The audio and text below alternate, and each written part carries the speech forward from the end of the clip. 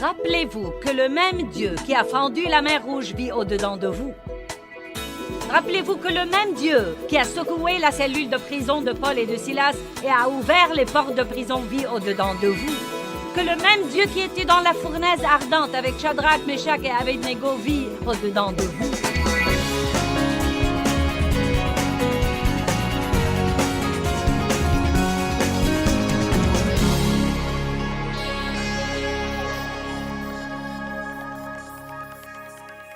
Parlons des conditions diverses dans lesquelles pourrait être notre pensée et décidons ce qui serait bon et ce qui serait mauvais. Voyons, est-ce que nous devons avoir une pensée errante, une pensée qui erre un peu partout ou avoir une pensée déterminée? Vous pouvez vous asseoir là et me regarder.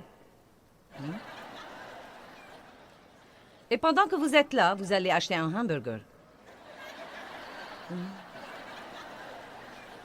Comme vous pouvez penser à chez vous et faire le tour de votre maison et vous demander dans quel désordre elle sera quand vous rentrerez. Vous pouvez penser à ce que vous allez manger cet après-midi. Tout le temps, vous voyez, je me suis rendu compte une fois que ce n'est pas parce que votre corps est là que vous êtes là. Et la société dans laquelle nous vivons aujourd'hui, car il y a tant d'informations qui nous viennent si vite. Non, mais il y a des millions d'images qui nous viennent dans une très courte période de temps entre Internet et la radio et la télé et les panneaux d'affichage quand nous roulons sur l'autoroute. Vous savez, il y a certaines zones dans certains États. Par exemple, il y a un endroit à Dallas, au Texas, où on interdit les panneaux d'affichage. Et cela exaspère tout le monde. Mais c'est remarquable comme c'est paisible de rouler dans cette ville. Parce que vous pouvez rouler et voir la beauté que Dieu a créée. Ce n'est pas « achetez ceci, achetez cela, vous devez avoir ceci et cela. Ah oui, je n'ai jamais vu ça, j'ai besoin de ceci et de cela. » Non, mais j'ai remarqué maintenant dans quelques émissions de télé que toutes les 8 minutes, on a une page de publicité de 5 minutes. Et pendant ces 5 minutes, on peut faire de la publicité pour 7 produits différents. J'ai regardé plusieurs pubs hier et je n'ai même pas pu comprendre de quoi il s'agit. Non, mais nous avons une surcharge d'informations. Je vous encourage à commencer à discipliner votre pensée. Commencez à vous concentrer sur ce que vous faites et restez concentré. Les pensées de tant de gens aujourd'hui vagabondent un peu partout. Vous essayez de prier et d'avoir un moment calme avec Dieu et vous pensez à 50 choses que vous devez faire et que vous n'avez pas faites et que vous auriez pu faire. Pourquoi donc nous ne pensons pas à ces choses quand il faut les faire? Y avez-vous jamais pensé? C'est étonnant, l'aide qui nous vient au mauvais moment. Ecclésiaste 5.1, chose curieuse, dit que nous devons apprendre à prêter attention à ce que nous faisons. J'ai découvert que quand je prête attention à ce que je fais, ma puissance et mon excellence augmentent. Et je l'ai testé. Rentrez chez vous et testez-le.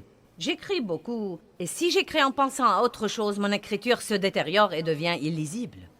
Mais si je me propose de me concentrer sur ce que j'écris et que je prête attention à chaque lettre, mon écriture embellit. Si je me donne un coup de peigne et je me concentre sur ce que je fais, je finis par avoir une meilleure coiffure que si je le fais en m'inquiétant du lendemain. Quelqu'un est ici aujourd'hui? Apprenez donc à exercer votre pensée. Cela peut prendre le reste de votre vie, mais c'est au moins un but à atteindre. N'ayez pas la pensée errante. Parlez à vos enfants. Écoutez-moi! Et une pensée inquiète et angoissée alors, devons-nous avoir cette pensée ou une pensée paisible? Quelle est la solution de l'inquiétude? Vous devez comprendre l'inutilité de l'inquiétude. Tout ce qu'elle fait, c'est de vous donner des ulcères, des maux de tête, de cou et de dos, et elle vous rend grognon et difficile à vivre. L'inquiétude ne sert à rien. Elle ne sert à rien du tout. Parlez-vous un peu tout seul. Allez dans un coin et parlez-vous tout seul. Bien, Joyce. Tu as cette situation. L'inquiétude ne servira à rien. Ça suffit. Va aider quelqu'un. Va écouter de la bonne musique. Va écouter une bande. Ne perds pas ta journée à t'inquiéter, car ça ne va servir à rien. Bien, Seigneur, je me sens mieux. Allez vous prêcher un message. Amen. Allez à Philippiens 4. Vous êtes toujours avec moi, n'est-ce pas? Ne vous inquiétez de rien, ne soyez anxieux à propos de rien. Mais, que faisons-nous au lieu de ça? En toutes circonstances et en toutes choses, par des prières et des supplications, des demandes précises et des actions de grâce, faites connaître vos besoins à Dieu. Que puis-je donc faire quand j'ai un problème et que ma pensée veut commencer à s'inquiéter? Eh bien, je peux décider de ne pas m'inquiéter. Au lieu de cela, je peux commencer à remercier Dieu pour toutes les choses que j'ai et dont je devrais être reconnaissant. Je peux interrompre ces mauvaises et inquiétantes pensées en écoutant une bande d'enseignement ou de la bonne musique. Au lieu de m'asseoir sur une chaise quelque part et de m'inquiéter, je pourrais me lever et aller aider quelqu'un qui a besoin d'aide. Nous devons commencer à lutter pour notre vie et pour notre paix. Et à ce moment-là, la paix de Dieu sera la vôtre. Le verset 8 dit « Au reste, frères, que tout ce qui est vrai, tout ce qui mérite le respect, tout ce qui est honorable, bienséant, juste, pur, aimable, bon, charmant et agréable, tout ce qui est vertueux et excellent, tout ce qui est digne de louange, pensez-y, tenez-en compte et faites-en l'objet de vos pensées. » La Bible amplifiée dit « Fixez vos pensées là-dessus. » Génial. Ensuite, nous savons que Matthieu 6,34 nous dit « Ne vous inquiétez pas du lendemain, à chaque jour suffit sa peine. » Comprenez que, quoi qu'il arrive demain, vous n'avez pas encore une grâce pour demain. Dieu donnait aux Israélites leur manne un jour à la fois, et s'ils essayaient aujourd'hui de prendre celle de demain, elle se pourrissait et puait. Dieu ne va pas vous donner la force dont vous aurez besoin demain. Il ne vous donne même pas souvent aujourd'hui les réponses dont vous aurez besoin demain. En regardant l'avenir, vous vous dites « Comment vais-je pouvoir faire ça ?» Vous voyez, la foi, c'est ça. Vous pouvez soit vous inquiéter, soit faire confiance à Dieu. Il n'y a pas d'autres alternatives de choix. Vous pouvez soit vous inquiéter et essayer de comprendre par votre cerveau, c'est la pensée de la chair, comment vous allez subvenir à vos besoins, soit faire confiance à Dieu. Vous ne pouvez pas faire de grandes choses et ne pas voir grand. Surmontez vos petites pensées puantes.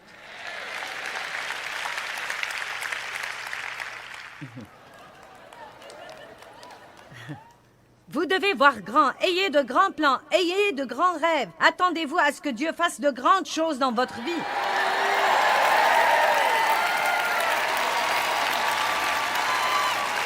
Et certains disent, « Eh bien, tu sais, je crains de faire ça de peur d'être déçu. » Eh bien, tu es déjà déçu.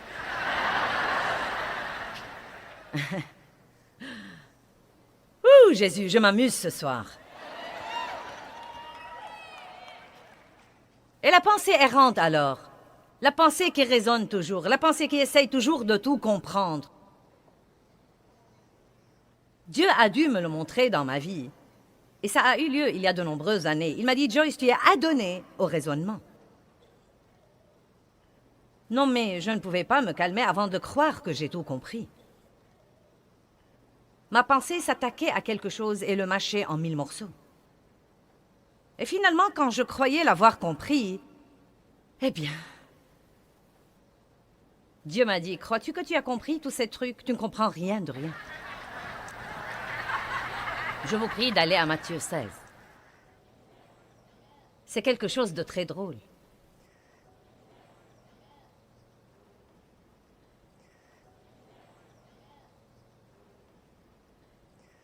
Matthieu 16, à partir du premier verset. Les pharisiens et les sadducéens abordèrent Jésus et lui demandèrent de leur faire voir un signe venant du ciel, un miracle spectaculaire du ciel confirmant son autorité divine. Vous savez, quand vous lisez, essayez de vous mettre dans cet endroit, dans cette époque de l'histoire et imaginez que vous soyez là avec Jésus. Vous avez vu les miracles. Vous étiez avec lui quand il a nourri les 5000, quand il a nourri les 4000. Et quand il a ressuscité Lazare d'entre les morts. Et Jésus leur répondit, le soir, vous dites, il fera beau car le ciel est rouge. Et le matin, il y aura de l'orage aujourd'hui car le ciel est rouge et a un air sombre et menaçant. Vous savez discerner l'aspect du ciel, mais vous ne pouvez pas discerner les signes des temps. Une génération méchante et adultère demande un miracle, mais il ne lui sera donné d'autre miracle que celui de Jonas. Puis il les quitta et s'en alla.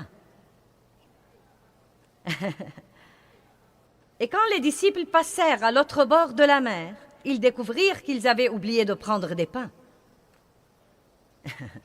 Vous n'avez pas compris.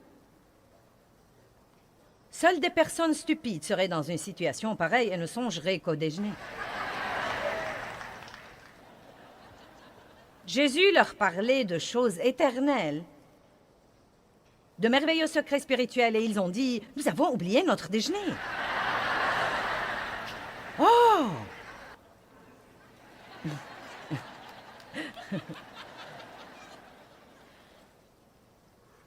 Maintenant, Jésus dit, il continue à essayer d'enseigner.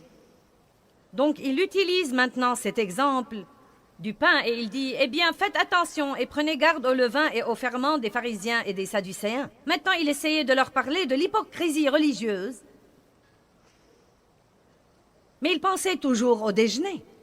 Et ils raisonnaient entre eux, Ils ont opté pour la pensée de la chair et ils ont essayé de comprendre qu'est-ce qui se passe ici.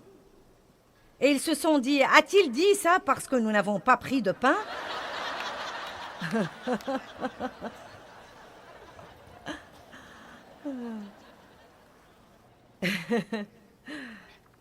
Et il dit, oh!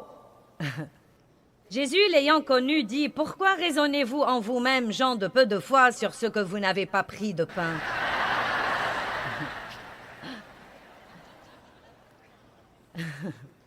Imaginez certaines de nos conversations quand nous restons assis à ne rien faire. Je peux voir ça. Si vous ne prêtez pas attention à ce que je me prépare à dire, certains quitteront cet endroit après avoir été là tout le week-end dans la gloire de Dieu et après avoir écouté ces trucs sur la pensée, et vous vous arrêterez pour déjeuner quelque part avec vos amis en rentrant chez vous, et vous pouvez probablement faire la conversation la plus banale et la plus bête qui soit.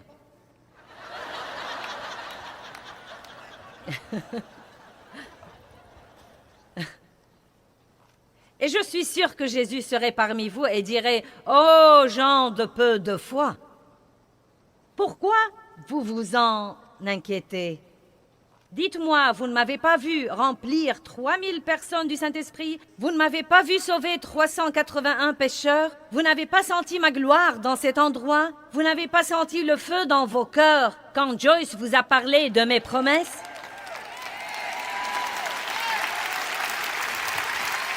Et le déjeuner, alors?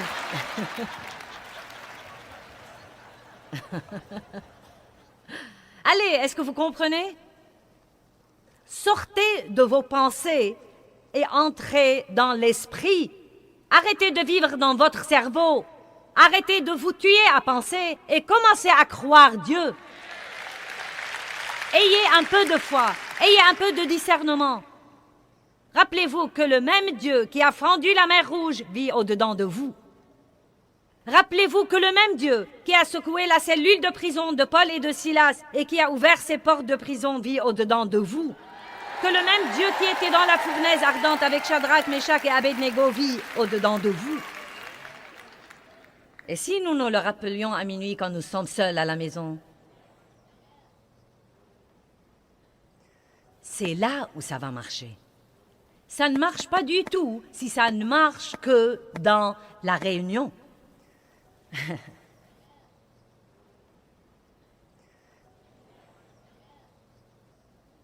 Vous ne saisissez pas encore et vous ne comprenez pas? Vous ne vous rappelez pas les 5 pains pour les 5000 et combien de petits paniers vous avez remportés? Ni les 7 pains pour les 4000 et combien de grandes corbeilles vous avez remportées? Comment ne comprenez-vous pas que ce n'est pas de pain que je vous parlais, mais que je vous disais de vous garder du levain des pharisiens et des sadducéens? Nous devons faire attention à ce que nous pensons. Nous pouvons penser par la chair, et elle va nous rendre malheureux. Partez d'ici déterminés à commencer à penser par l'esprit et à commencer à penser avec la pensée de l'esprit. Vous savez ce que vous pouvez faire? Non, mais ça va marcher si vous le ferez. Qu'aurait fait Jésus dans cette situation-là? Qu'aurait-il pensé? Est-ce une pensée pieuse? Est-ce comme ça que Dieu veut que je voie ça? Comment veut-il que je réagisse à ça? Ou bien, quand le diable vous ment? Ça ne m'arrive plus beaucoup car j'ai beaucoup d'expérience avec Dieu. Plus vous avez de l'expérience avec Dieu, plus c'est facile de rester confiant dans les situations.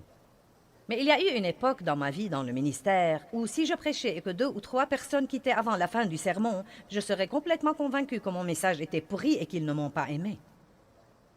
Je serais malheureuse toute la journée. Et maintenant, s'ils quittent, je pense que c'est eux les perdants. Car je crois que j'entends de Dieu, et je ne le dis pas sarcastiquement. Mais vous devez arriver au point où vous ne laissez pas la réaction de tout le monde à votre égard décider si vous êtes dans la bonne voie ou pas.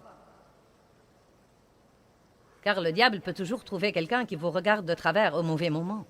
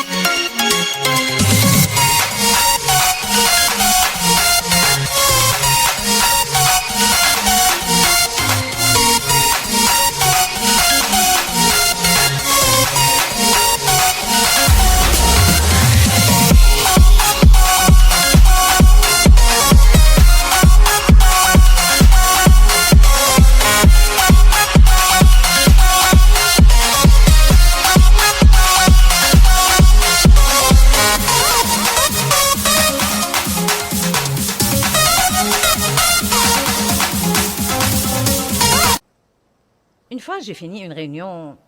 Non, mais le diable me martelait la cervelle. C'était mauvais, tu n'aurais jamais dû le prêcher, blablabla, blablabla. Et Dieu m'a dit, pourquoi tu n'arrêtes pas ça pour vérifier avec ton cœur? Oh. Et dès que j'ai vérifié avec mon cœur, je me suis dit, vous savez quoi?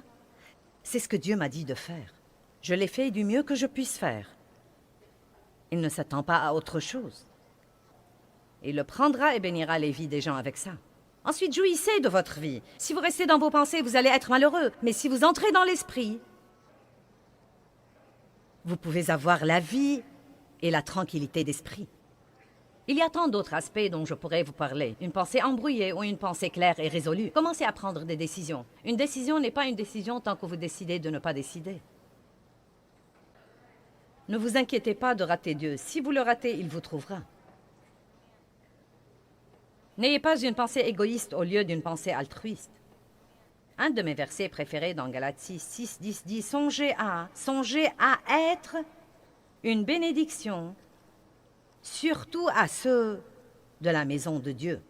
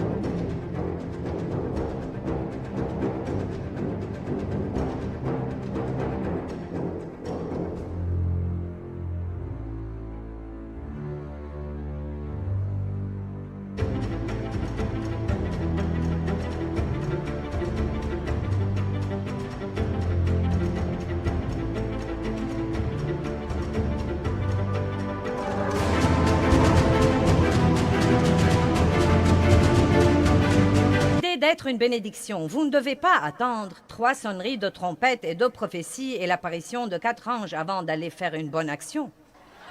Pourquoi vous devez attendre une parole du ciel pour donner 10 $ supplémentaires? Vous savez pourquoi? Parce que nous ne voulons pas donner 10 $ et nous voulons que Dieu nous prouve que c'est lui qui les demande avant que nous les lâchions. Maintenant, Dieu, si c'est vraiment toi, Allez, je sais, je suis passée par là. Maintenant, Dieu, si c'est vraiment toi, le Seigneur m'a dit un jour, tu sais, Joyce, même si ce n'est pas vraiment moi, je ne me fâcherai pas de toi si tu bénis quelqu'un. Prends ta liberté et fais ça.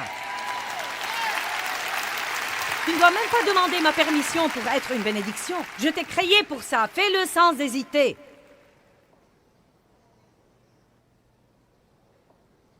Eh bien, Seigneur, maintenant je ne sais pas. Veux-tu que je m'associe avec Joyce ou pas? Oh Dieu, j'ai besoin d'un signe du ciel. Je ne sais vraiment pas, Seigneur. J'ai besoin de 3 confirmations, Dieu. Donne-moi 3 confirmations et je m'associerai avec elle. Ça ne doit pas être aussi compliqué que ça. Joyce me bénit. La parole qu'elle prêche a changé ma vie. Je veux la bénir. Je vais m'associer avec elle. Ensuite, vous allez là, et la file est longue, et le diable vous dit « tu ne vas pas attendre tout ce temps, tu peux faire ça une autre fois. » Dites « Non, diable, je vais rester là, et je vais faire ce que Dieu m'a dit de faire, car je fais la queue pour d'autres trucs que je veux, et ceci est vraiment important pour moi. »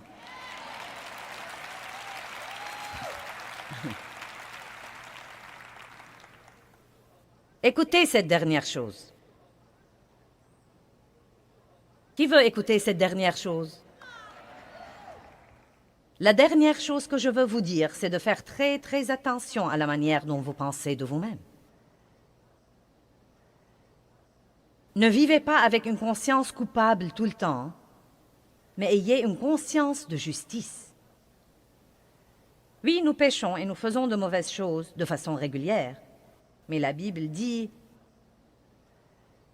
que le sang de Christ nous a délivrés de nos péchés et que nous nous tenons justes devant Dieu, vêtus non pas de notre propre justice, mais de la sienne. La seule justice qui soit acceptable devant lui est sa propre justice, et il nous l'a donnée pour qu'il puisse communier avec nous. J'ai oublié si c'était jeudi ou vendredi que j'ai raconté l'histoire de... Je crois que c'était jeudi où j'ai parlé... J'ai fait ce jour-là 2 erreurs dont je me souviens. J'ai été impatiente avec quelqu'un et je n'ai pas été aussi clémente que j'aurais dû l'être. Et je me suis surprise à penser à ces 2 choses et à avoir mauvaise conscience. Et Dieu m'a dit, pourquoi penses-tu aux 2 mauvaises choses que tu as faites, au lieu des 150 bonnes choses que tu as faites aussi? Eh bien, je ne sais pas si ça serait juste de le faire. Y a-t-il un verset qui vous dit de penser tout le temps à tout ce que vous avez fait de mauvais? Faites l'inventaire de tout ce que vous avez fait de mauvais. Prenez-le à Dieu, surmontez-le et allez de l'avant, oubliant ce qui est en arrière et me portant vers les bonnes choses qui sont en avant. Et je ne vous suggère pas de rester assis à ne rien faire et de vous vautrer dans votre propre bonté. « Oh, je suis si bonne, je suis une telle bénédiction. » Mais vous pouvez dire des choses comme « Vous savez, je fais des progrès. Je ne suis pas là où je devrais être, mais je fais du chemin, je fais un voyage, j'aime Dieu. » Je m'améliore, je suis loin d'agir aussi mal qu'avant. Mon cœur est juste. Et vous savez quoi? Dans cette situation, je ne me suis pas mise en colère comme je l'aurais fait autrefois. Dans cette situation, j'ai été beaucoup plus généreuse que je ne l'aurais été il y a 5 ans. Et bien que j'ai vraiment perdu patience dans cette situation, je m'en suis rendu compte sur le champ et j'ai pu me repentir et demander le pardon de Dieu. Donc mon cœur n'est plus maintenant aussi dur qu'avant. Je réagis vraiment à la voix du Saint-Esprit. Allez, alléluia!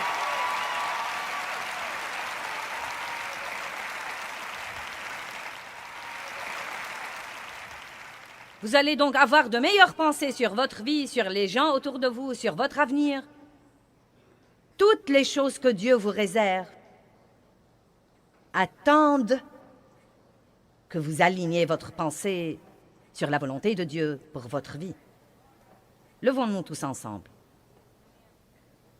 Maintenant, nous allons avoir quelques personnes ici à l'avant. S'il y a quelqu'un ici qui n'a pas accepté Christ comme son sauveur et que vous aimeriez faire ceci aujourd'hui, vous pouvez descendre et on va vous aider. Ne quittez pas sans parler à quelqu'un, si vous n'êtes pas juste devant Dieu. Je prie la prière de la foi sur vous. Ô Dieu, je prie qu'ils ne perdent pas ce que tu as mis en eux ce week-end. Nous savons que la parole dit que Satan vient aussitôt et essaye d'enlever la graine semée dans notre cœur. Mais je prie que tu les protèges et qu'ils marchent selon la sagesse, et que dès que Satan les attaque, ils le reconnaissent et lui disent « Non !» Je prie que cette graine porte du bon fruit dans leur vie. Et je prie que pas une seule personne ne regrette d'avoir passé ce temps ici. Que chacun d'eux dise, des mois et des mois plus tard, je profite toujours de l'enseignement que j'ai reçu dans ce séminaire.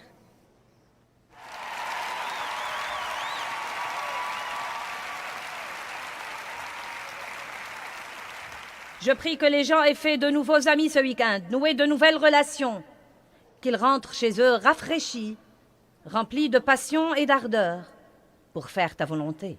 Je vous bénis au nom puissant de Jésus, et je prie que vous ayez la meilleure vie que vous puissiez avoir et que vous rendiez gloire à Dieu tous les jours de votre vie sur cette terre. Au nom de Jésus. Amen. Merci d'être venus. Nous vous aimons. Eh bien, qu'en penserait Jésus? Je crois certainement que nous savons qu'il ne se serait pas inquiété, qu'il n'aurait pas essayé de tout comprendre, qu'il ne serait pas angoissé, qu'il n'aurait jugé personne et qu'il n'aurait critiqué personne. Eh bien, ce n'est pas très difficile de savoir quel genre de pensée nous devons détruire et quel genre de pensée nous devons garder si seulement nous nous demandions qu'aurait pensé Jésus.